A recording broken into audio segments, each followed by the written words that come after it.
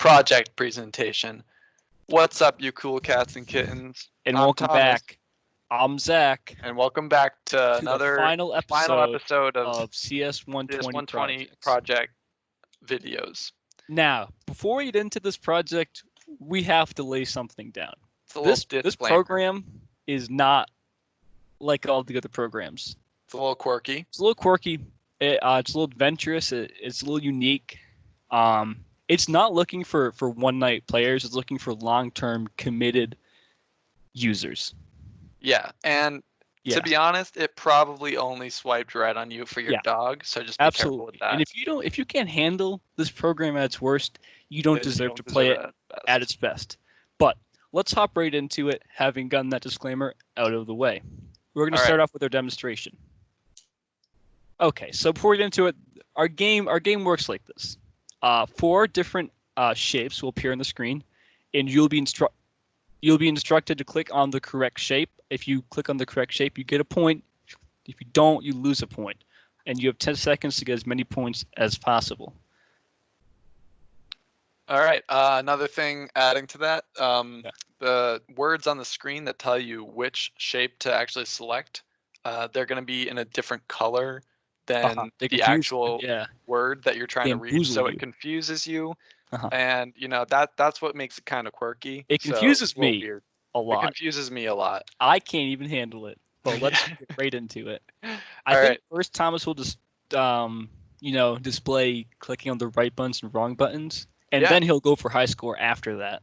Yeah. So let's get right into it, and we'll see what shapes it wants me to click. So it wants me to click the yellow triangle. So I'm going to click the yellow triangle, and it updated the whole screen. Blue circle. Sure. Lavender circle. Boom. Not the lavender circle. No. Boom. Not the lavender circle. So I got 2 right and 2 wrong. It decrements every time you get wrong and increments every time you get right. The all-time high score, which is actually pulled from a text file, which represents like the all-time high score across all users, and that is 5 because Thomas is not very good. Yeah, I'm gonna beat it right now. Let's press S to turn the start menu. Yep. And press S again to go. All right. Let's go.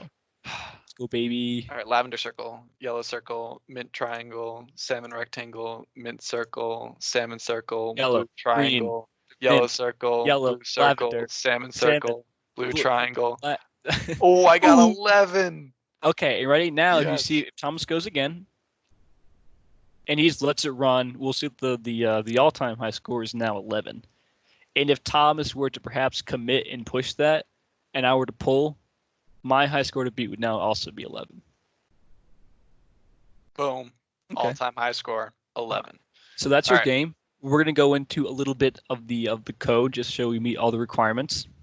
All right. So just to start it off, the shapes that you see printed on the screen there all come from a vector filled with unique pointers to shapes.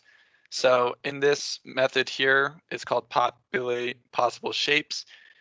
We push back shapes of all types, whether it's a circle, a rectangle, or a triangle, and we push them into that vector of unique pointers. Circles, rectangles, and triangles are all child classes of the parent class shape, which has a pure virtual method called draw, which the rectangle, circle, and triangle overwrite. And here's where we actually use the polymorphism that this allows us to use. We have a for loop that allows us to go through the first 4 elements of the possible shapes vector and call the pure virtual draw method on all of them. And that is our usage of polymorphism. Yeah. This is also where we meet the requirement of printing multiple shapes onto the screen. Oh yeah. And then we'll show you right now where we handle a keyboard input of an S, which does some various things, and then where we also below handle left click input, which can do many different things depending on where you click on the screen and which screen you're currently on.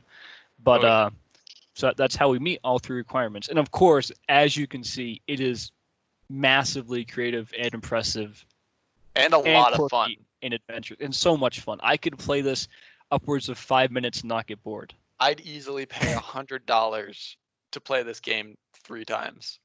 So yeah. So it's fun for the whole family for for minutes at a time. And that is pretty much it. Thank you so much. Don't forget to comment and subscribe. And what else, Thomas? Smash that like button. Okay, we'll see you never again.